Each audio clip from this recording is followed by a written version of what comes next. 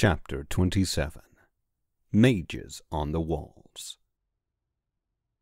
The Fourth Hell, Dread's Keep. Crinan stood behind the shield-bearers, pistol in one hand and sword in the other. The steady thump of bullets and arrows colliding against shields could be heard, but Commander Tao's shouting to get the catapults loaded faster drowned out that noise. To Crinan's left stood Ander, and to his right stood Dolly, Jeff, and the other Centurions. Emilio wanted the Centurions ready to charge in when the walls went down. They would be the first wave, and then the regular infantry would follow behind.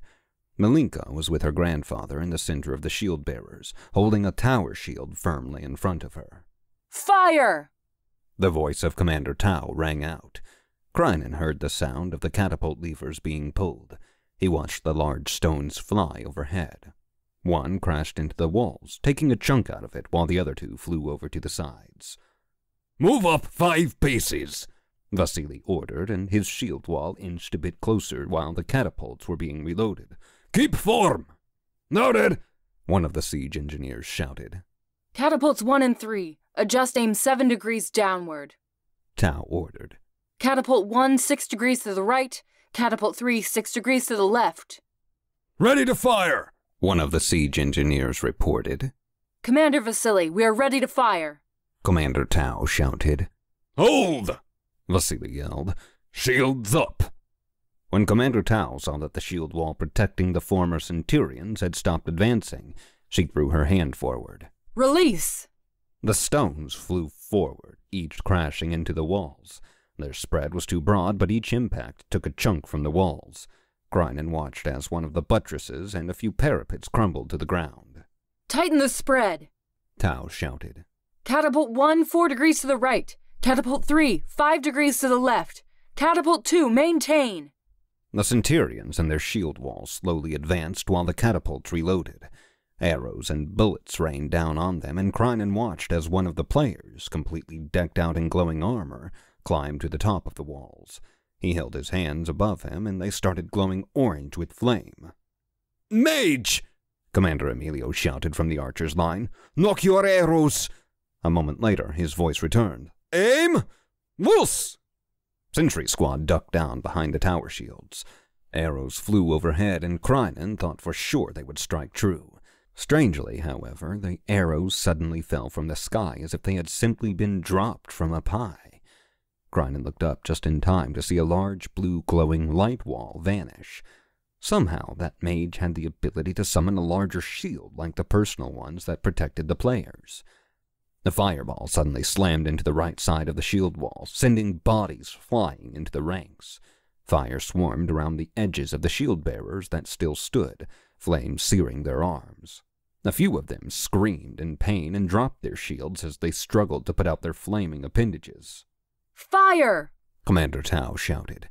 The stones soared overhead and crashed into the walls, their spread much tighter this time. Crinan watched a large portion of the wall fall to the ground. The mage was not done, however. A barrage of fireballs crashed into the shield wall that was protecting the catapults, sending more bodies flying. "Loose!" Commander Emilio shouted at his archers. "Knock!" Wave after wave of arrows soared and crashed against the ethereal wall that seemed to only phase into view when struck. "Loose!" Another barrage and another failure. Crinan watched as the mage shifted his focus and summoned another ethereal shield. The catapult stones crashed against the shield and fell to the ground, sending the Black Knights nearby scurrying out of the way. A subsequent fireball crashed into Sentry Squad's shield wall. Commander Vasily took the brunt of the attack, falling to his ass and roaring with fury. "Stand strong, granddaughter!" Vasily shouted, pushing against Malinka's back as her tower shield took another fireball. "I am right behind you! We need mage killed, Emilio!" "Understood!" Emilio called out in response. "You heard him! Keep firing! We must break through the mage's magic shield!" Malinka screamed as she put all the strength she had into supporting her tower shield. Crinan saw this and ran up alongside her, heaving a dropped tower shield from the ground.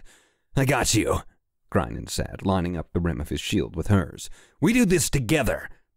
A blast slammed against Crinan's shield and sent him flying backward. He landed on his back, and the shield crashed down on top of him, knocking the wind from him. Shit! Crinan gasped. He was stunned, seeing double, couldn't move his arm or legs, and heard a ringing in his ears. After a moment, he shook his head and clenched his fists. He scrambled to his feet and lifted his pistol toward the mage. Brothers, damn it all, eat shit! He cried out as he fired. He watched as his bullet struck the ethereal wall and cursed. The mage turned his attention to Crinan and started cooking another fireball. Ah, shit! Crinan cursed as he watched the mage look directly at him. He raised his pistol and fired another shot as the magic user raised his hands to attack. Get back!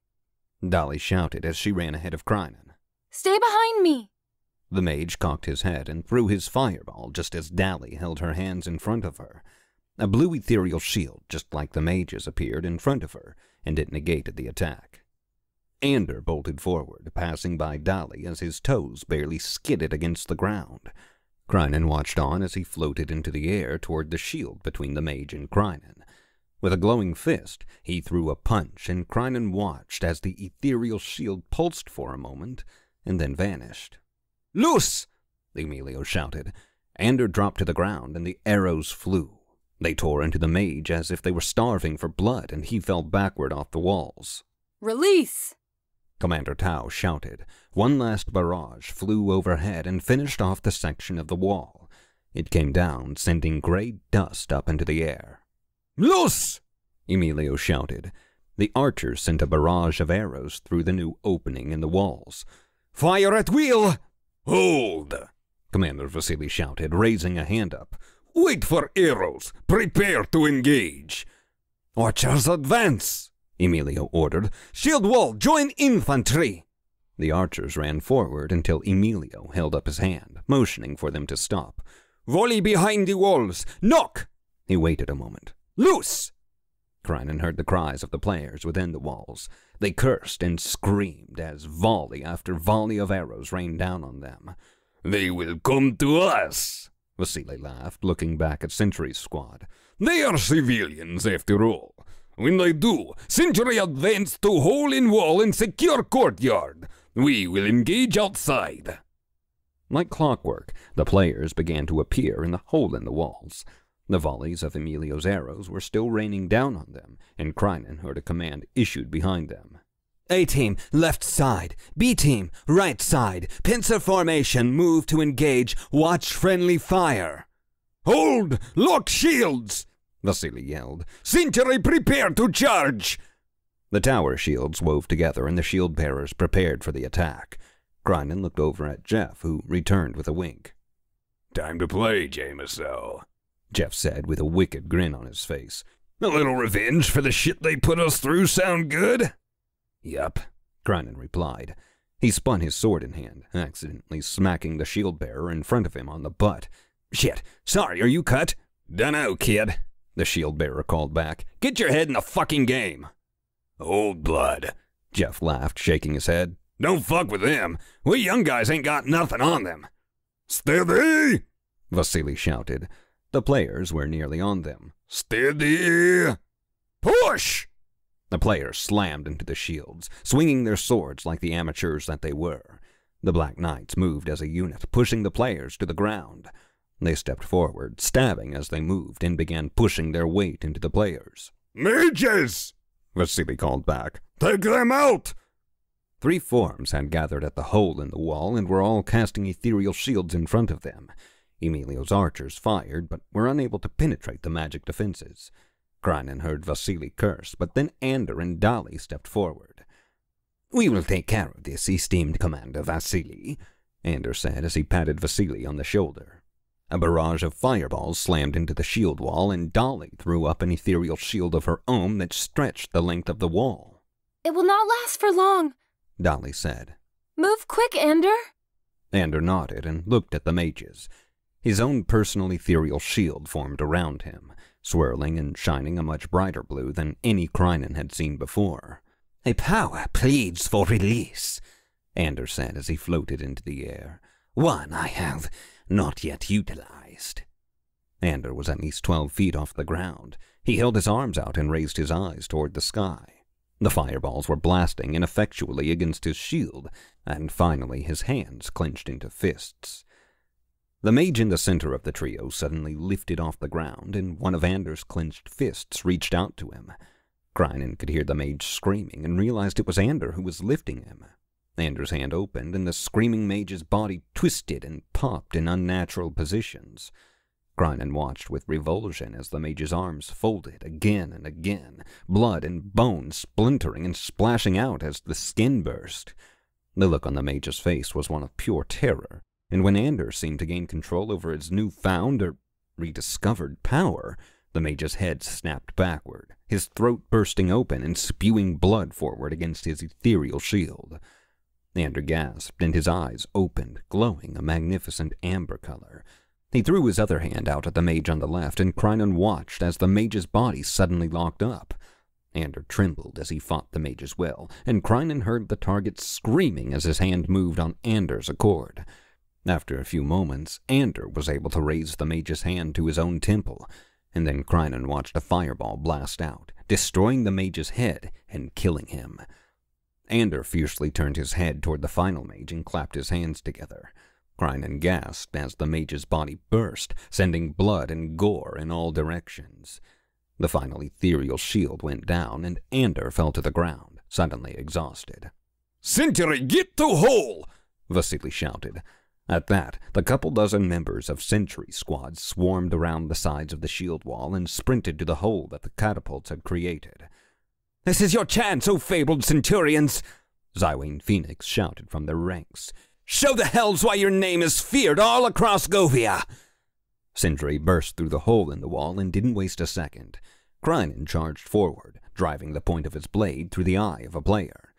Player, ShawneeBoy09, executed. Player rank, 17,490,466,373. Congratulations, Pretty Kitty 6969420. You have advanced in ranking. Previous rank, 29,641,222,878. New rank, 23,565,844,625. Previous percentile, 99%. New percentile, 78%. Krynen roared with bloodlust. It had seemed like such a long time since he had progressed in ranking, and hearing his notification fueled his adrenaline. He ripped his weapon free of the player and spun to shoot another square in the chest. Player Temporal AGT executed. Player rank 14,384,155,987. Congratulations, Pretty Kitty 6969420. You have advanced in ranking. Previous rank 23,565,844,625. New rank 18,975,306. Previous percentile, 78%. New percentile, 63%. New percentile achieved. Congratulations, you are showing your true power. Your buffs have been modified. Cosmetic items unlocked. See your wardrobe for more details. Congratulations, you have crossed the threshold of the 70th percentile and into the 60s. The player screamed, falling backward as a fountain of blood jettisoned out of him. Krynen snorted at the ridiculous sight and ducked under a flamberge coming right for his eyes. He pivoted and swung his sword, severing the player's spine. The player fell to the ground, and Krynen fired a shot into the back of his head. Player Stream Bonker executed. Player rank 18,177,999,548. Congratulations, Pretty Kitty 6969420. You have advanced in ranking. Previous rank 18,975,306. New rank 18,576,499,927. Previous percentile 63%. New percentile 61%. "This is too easy!" A centurion by the name of Rinlo Davies laughed. He spun his spear masterfully and intently, slicing across one of the player's faces. The player screamed and stumbled backward, his lips now open all the way across his face. Rinlo waggled his eyebrows and pulled a sawed-off double-barrel shotgun from his hip, promptly blasting half the player's head clear off his neck. Krynen continued his slaughter by dragging his blade across the bloated belly of a player that reminded him of Big Dick. The player screamed as his guts sloshed out like a family of worms bursting through a dead cat's butthole. He collapsed in a slippery pile of writhing, throbbing guts and screamed for his mother until Krynen silenced him by way of the old sword-through-eye socket. Player Pagago executed. Player rank 18,555,188,965. Congratulations, Pretty Kitty 6969420. You have advanced in ranking. Previous rank 18,576,499,927. New rank 18,565,844,446. Krynen moved on to the next target. He swung his sword downward, severing the player's hamstring. The player tumbled forward with a loud scream, and as he fell, Krynen fired a round into the back of the person's head. The player was back in the first level before Krynen could turn toward the next one. Player Cheeseboy 68419 executed. Player rank 17,999,999,998. Congratulations, Pretty Kitty 6969420. You have advanced in ranking. Previous rank 18,565,844,446. New rank 18,282,922,222. Previous percentile 61%. New percentile 60%. "Heard them!" Zywayne shouted from some fucking where. Krynen had no idea. "Get them to the middle of the courtyard so we can end this." Come on, then. Jeff laughed. He swung his axe through a player's shoulder, hacking the elf's arm free. Get in the middle. The player fell to his knees, and Jeff rolled his eyes. Can't follow orders? Jeff swung his weapon to the side, scalping the elf. Fine with me. After only a few moments of fighting, the players dropped their weapons and fell to their knees, admitting defeat. Sentry Squad had surrounded them and stared at the pitiful creatures with disdain.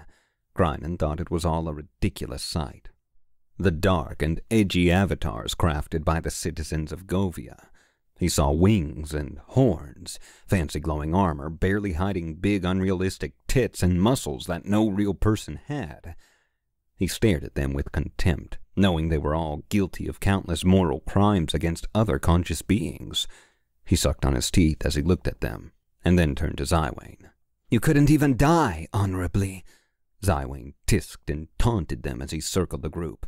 "You are so mighty when your target cannot return the fight, but now that they have taken up arms against you, you beg for mercy?" Please! One of them cried out, clasping his hands together before Zywayne. "I have kids back home. I have a job. I'm in college." Another cried out. "I'm about to graduate." Zywayne stopped walking and looked down at one of them. He tilted his head as the elf refused to make eye contact with him. "And what's your story?" Zywayne asked, kneeling down to look into the person's eyes. "Why should I let you live?" You shouldn't," the person replied with a defeated tone. "We have done wrong. We deserve to die." Zywayne raised his eyebrows and slowly stood. He held his position for a moment and looked down at the repentant player with consideration in his eyes. Licking his lips, he reached his hand out, gently caressing the side of the player's face. Without another word, his lips formed into a snarl, and he whipped a revolver free of its holster on his hip. In an instant, he had discharged the weapon, and the elf fell to the ground, dead. "Kill them all," Zywayne ordered. "Let no player walk away from this keep. We begged for mercy for years and were shown none. Let us repay them in kind for their transgressions against us."